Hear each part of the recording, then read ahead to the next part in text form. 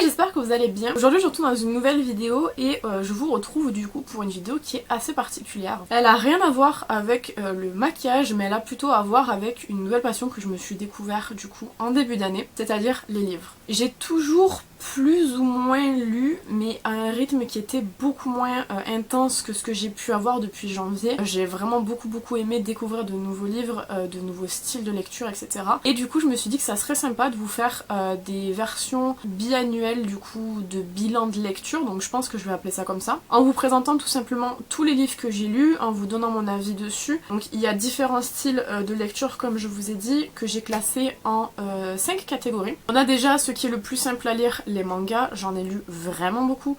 Disons que j'ai lu de grosses séries, donc ça fait que j'ai quand même pas mal de mangas à vous présenter. Il y a également du coup tout ce qui va être roman qui est quand même un petit peu plus classique. On a les livres témoignages que j'ai vraiment trop aimé découvrir également. On a après tout ce qui va plutôt être roman de poche, donc vraiment des plus petits formats en version de poche, donc qui sont en règle générale beaucoup moins chers, donc ça peut être intéressant. Et aussi j'ai les romans graphiques que j'ai mêlés avec les BD parce qu'en fait j'ai lu un roman graphique et une BD, donc je trouvais ça cool de créer une catégorie pour les deux parce que je trouve que c'est quand même relativement similaire. Donc j'espère que ça vous plaira, que malgré que ce soit différent du maquillage, vous allez quand même regarder cette vidéo si jamais vous voulez découvrir des livres par exemple, et je vous laisse avec la suite. Du coup depuis janvier j'ai lu une trentaine de livres, en sachant que comme je vous ai dit, les mangas ça se lit très rapidement. Moi il me faut à peu près 1 heure je dirais pour lire un manga, en sachant que bon ça dépend évidemment aussi de l'épaisseur, il y en a qui sont beaucoup plus épais que d'autres, mais en règle générale je mets à peu près 1 heure, je fais des pauses en lecture en général également, donc souvent en fait soit je lis le soir mais j'ai tendance à m'endormir, soit je fais des séances de lecture et j'arrête puis je reviens lire etc. pour pouvoir en fait ne pas me dégoûter du livre. Donc on commence avec les mangas comme j'ai dit, pas spécialement d'ordre mais disons que je vais vous présenter déjà les plus mastoc, ça libérera de la place. Pour la pile manga c'est vraiment genre la plus épaisse de toutes. On va donc commencer par une série que j'ai enfin terminée, je l'avais commencé quand c'était sorti. C'est The Promised Neverland, donc j'ai lu du tome 11 au tome 20, je suis spécialement allée les rechercher parce qu'ils étaient rangés.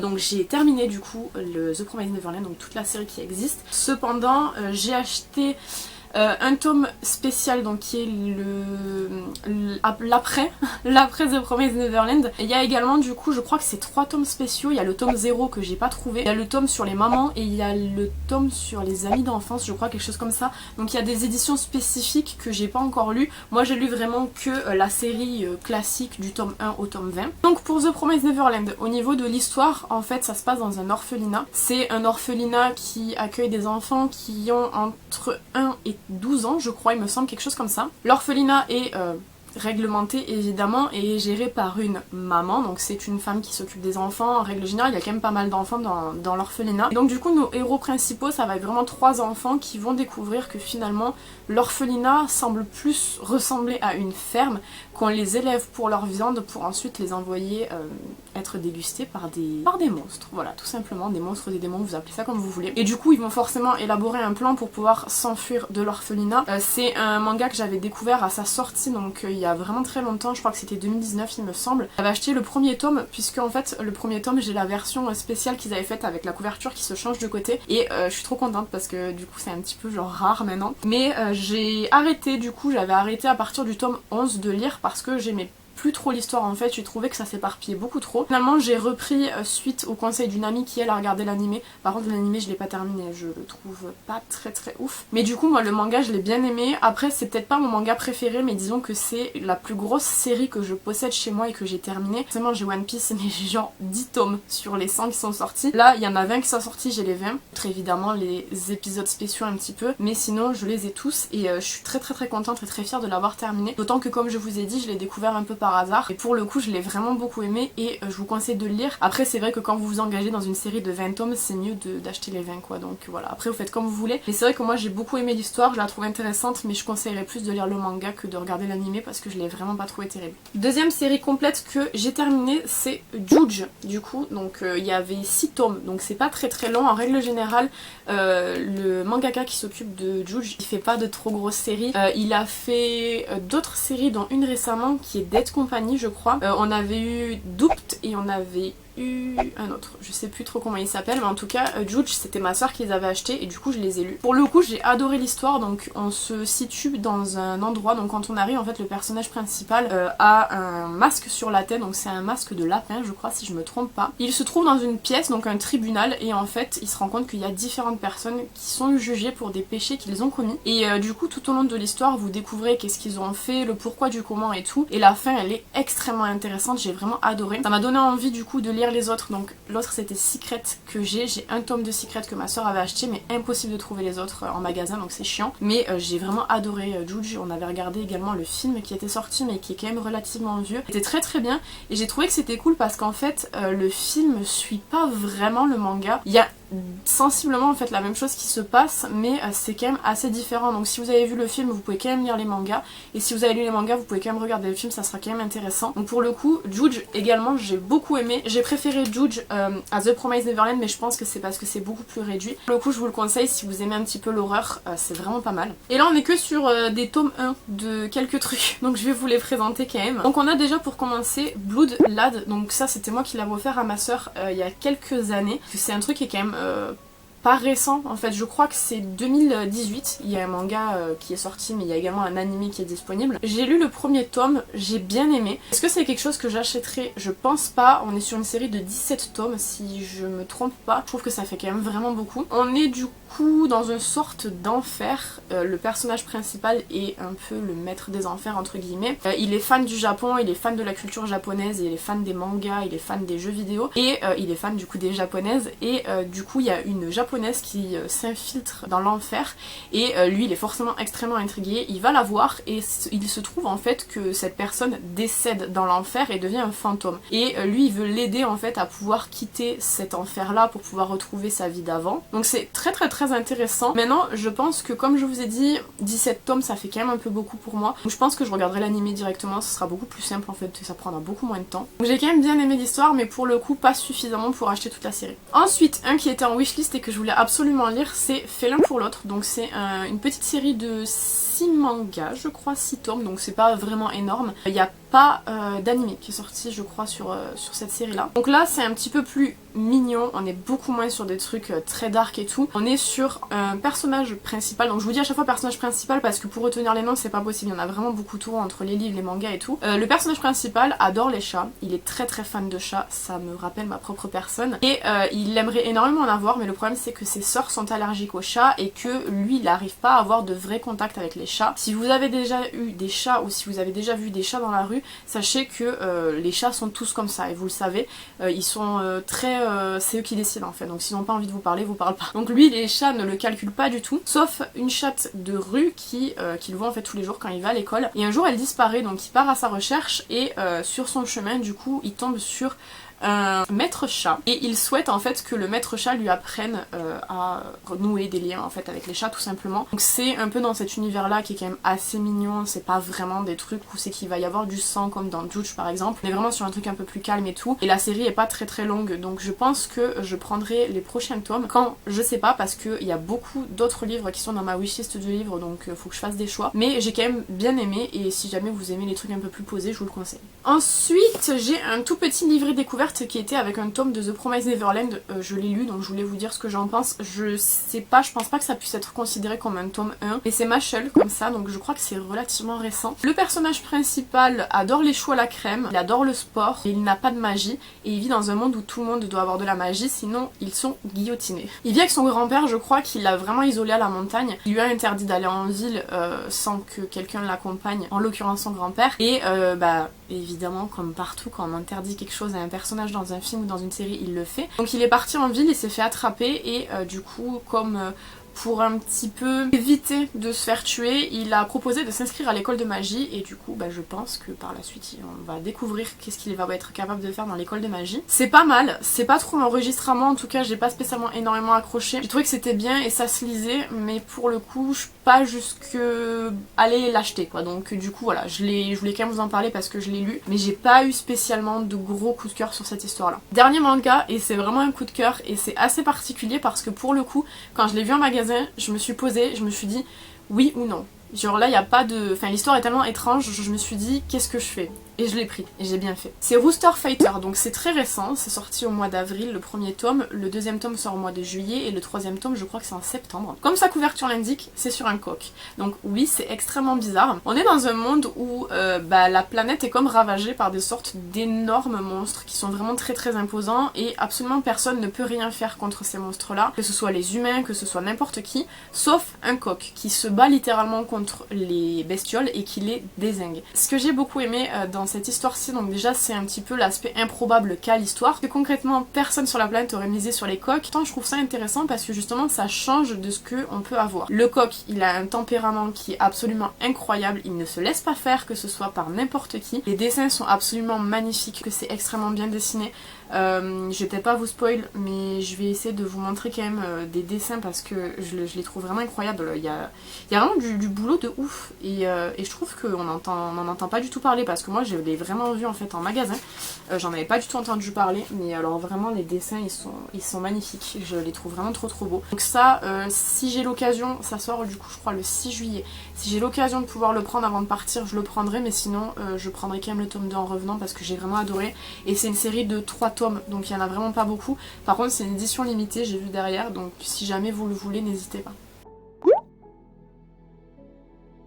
On va passer à la catégorie BD roman graphique parce que j'en ai que 2, donc je pense que ça ira relativement vite. J'ai reçu par Ivancy After le roman graphique de Anatode, donc je vous en avais parlé en vidéo, en vlog, je vous en avais parlé en vidéo des achats du mois d'avril et je vous en avais parlé sur Instagram. Donc un roman graphique concrètement pour moi c'est exactement la même chose qu'une BD en fait, vous voyez à l'intérieur, de toute façon c'est sensiblement comme une BD. After, apparemment j'ai vu un film mais je m'en souviens pas, mais j'ai pas lu les livres en tout cas. Donc c'est vrai que moi l'histoire je la connaissais pas trop, enfin j'en avais eu des échos évidemment comme tout le monde, mais les personnages j'arrivais pas vraiment à imaginer quel caractère ils pouvaient avoir, enfin j'avais du mal en tout cas à imaginer la globalité de l'histoire, donc j'ai pu la découvrir avec le roman graphique. Je peux vous dire que j'ai pas du tout aimé. En fait ce que j'ai pas aimé c'est la banalisation des comportements assez destructeurs qu'il peut y avoir dans le livre. Enfin je trouve que le personnage principal il est extrêmement problématique, il est vraiment, pour moi en fait c'est la définition même d'un pervers narcissique, et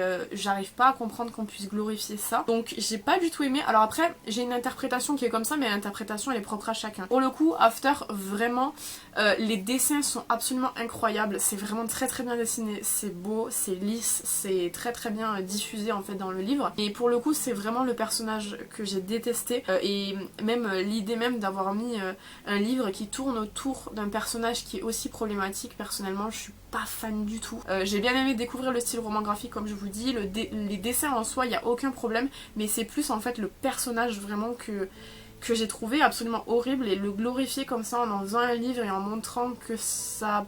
Je sais pas, j'ai vraiment pas aimé. Donc celui-ci, si vous avez aimé After, si vous avez aimé l'histoire, si vous aimez les romans graphiques, je vous le conseille. Pour la découverte des dessins, c'est vraiment très joli. Pour le coup, moi, j'ai vraiment pas aimé. Et ensuite, on a une BD qui s'appelle Chat et Humain de Yasmine Surovec, qui est comme ceci. Donc ça, c'est mes parents qui me l'avaient offert pour mon anniversaire il y a quelques années. J'ai adoré parce que ça parle de chat, et vous verrez que dès que ça parle de chat, je suis fortement intéressée, j'adore ça. Et j'ai bien aimé parce qu'en fait ça illustre bien des situations qu'on peut avoir au quotidien quand on est propriétaire de chats. Ça explique un petit peu aussi bien la mentalité des propriétaires des chats, le fait de faire toujours passer son animal avant soi, le fait que le chat est littéralement une emprise énorme sur l'être humain. J'ai adoré vraiment, et en plus de ça les dessins sont quand même vraiment cute, c'est très simple à lire parce que c'est vraiment en fait des trucs qui sont très courts, ça se joue sur 1 à 2 pages quoi, donc c'est vraiment très facile à lire. J'ai vraiment beaucoup aimé, et je le conseille à tous les amoureux des chats. On va passer au livre témoignage, j'en ai 2, comme ça après je pourrai enchaîner les romans et les romans pocket, ça sera beaucoup plus simple. Donc pour commencer, le tout premier que j'ai découvert c'était Condamné à me tuer de Jonathan Destin. Et d'ailleurs on m'a envoyé un message absolument adorable sur Instagram, il est trop gentil. Donc du coup c'est un livre témoignage sur une affaire, une histoire qui est arrivée du coup à Jonathan, qui était harcelé à l'école et qui a décidé de s'immoler par le feu, et qui bien heureusement n'a pas succombé à ses blessures, mais qui du coup parle vachement de l'étape de reconstruction qu'il y a après ça. Il parle beaucoup de ce qu'il ressentait, de la façon dont il exprime vraiment les choses, c'est très bien écrit, tel point que vraiment on a l'impression qu'on est Jonathan en fait quand on le lit. C'est très très très touchant et on comprend un peu mieux si le harcèlement aujourd'hui c'est vraiment beaucoup mis en avant. On comprend mieux l'aspect destructif que peut avoir le harcèlement, comme je vous dis on le connaît, mais vraiment le fait d'avoir un témoignage d'une personne qui a été harcelée, qui a décidé d'en finir et qui finalement en fait s'en est sortie, qui explique ses étapes de reconstruction etc. C'est vraiment extrêmement enrichissant. Et comme je l'avais dit en fait dans ma publication et comme j'ai discuté avec Jonathan, je lui ai dit également, je trouve que ça serait extrêmement intéressant en fait de faire lire ce livre à l'école. Il est pas vraiment trash parce que il explique quand même ses douleurs, donc c'est vrai que ça peut paraître trash, mais je pense quand même que le message qu'il y a dans ce livre là est extrêmement intéressant et extrêmement important à diffuser. Donc du coup moi je trouve que personnellement ça devrait être un livre qui doit être lu à l'école. J'ai très peu de doutes sur le fait qu'un jour ça arrive malheureusement, mais vraiment je vous le conseille à 1 milliard de %, c'était vraiment une claque et il est vraiment absolument incroyable. Et deuxième livre témoignage, c'est J'avais 12 ans, j'ai pris mon vélo et je suis partie à l'école, donc c'est le livre de Sabine Dardenne. Donc celui-ci j'en avais entendu parler, le livre, dans la vidéo de Max Case sur cette affaire là justement, et je crois que c'était ça. Sabine a été enlevée quand elle était jeune, donc vous voyez ici l'avis de recherche, et elle a été kidnappée pendant plusieurs mois en fait, donc vraiment elle y exprime à l'intérieur du livre un petit peu tout ce qu'elle a ressenti. Elle y va pas de manière faire macérer le lecteur, elle ne décrit pas ce qu'elle a vécu, et bien heureusement, ce qui en fait laisse sous-entendre quand même que c'est pas un livre qui est fait pour les voyeurs entre guillemets, mais j'ai trouvé le livre intéressant parce que du coup pareil c'est toujours un témoignage de victimes et je trouve que c'est extrêmement intéressant pour comprendre les situations et savoir comment elles ont géré la situation etc, puisque Sabine évidemment si elle a écrit un livre s'en est sortie, et franchement je trouve que ce livre était très bien et ça a été une claque également, enfin en règle générale les livres témoignages c'est toujours des claques, mais j'ai vraiment énormément aimé également. On va faire les pockets parce que c'est plus rapide. Un livre qui est un grand classique que je ne connaissais pas, en fait moi je l'ai découvert, comment je l'ai découvert? Sur Cultura je crois, dans les recherches Cultura, parce que j'adore passer des heures sur Cultura à regarder les nouvelles sorties, à regarder les livres populaires, à regarder, enfin...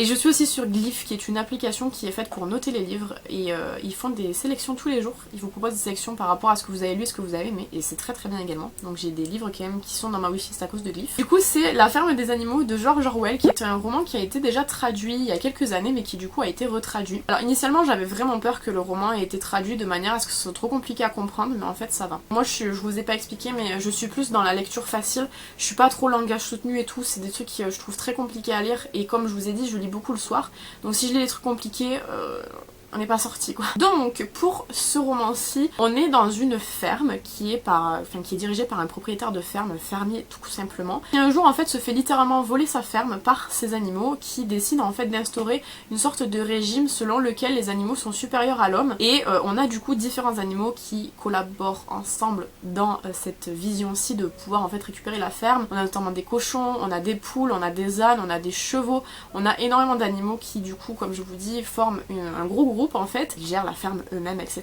Et je trouve que c'est, enfin moi en tout cas, de la façon dont je l'ai ressenti, je trouve qu'il y a un message un peu politique derrière, mais c'est la façon dont moi je l'ai ressenti évidemment. J'ai beaucoup aimé ce livre parce que je trouve qu'il est très intéressant, et on a vraiment en fait un aspect de lecture qui fait réfléchir. Quand vous avez fini de lire le livre, vous vous dites ok, c'est intéressant et genre j'en ai tiré quelque chose. Donc pour le coup si jamais vous l'avez jamais lu, je vous le conseille, outre la couverture qui est absolument incroyable, l'histoire elle est très intéressante et la finalité on la connaît déjà, mais on aime bien quand même la lire. Le dernier d'une trilogie que j'ai commencé l'année dernière, puisque j'avais pas lu le dernier tome, c'est La planète des chats de Bernard Werber, qui est un de mes auteurs préférés. Enfin j'aime beaucoup, j'ai lu toute sa trilogie sur les chats et j'ai adoré. J'ai vu qu'il avait fait une trilogie sur les fourmis qui m'intéresse beaucoup, mais j'ai une pile à lire qui est tellement énorme que pour l'instant je me calme. Donc La planète des chats c'est le 3e volume d'une série du coup de 3 livres. Le premier se passe en France d'ailleurs, le deuxième se passe en France aussi je crois il me semble, et le 3e se passe aux États-Unis. C'est pour ça que vous pouvez voir en fait la statue de la liberté qui est remplacée par un chat. On y découvre du coup